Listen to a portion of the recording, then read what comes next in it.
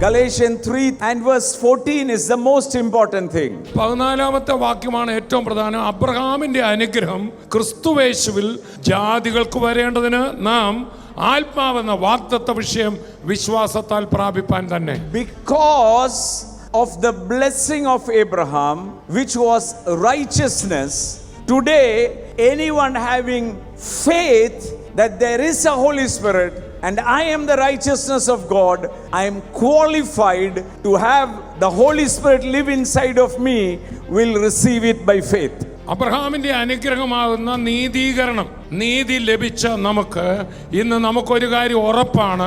ആ കർത്താവ് എന്നിൽ വസിക്കുന്നത് കൊണ്ട് ഞാൻ ആ നീതീകരിക്കപ്പെട്ടതോടുകൂടെ ഞാൻ യോഗ്യനാക്കപ്പെട്ടിരിക്കുകയാണ്. To have God inside of me.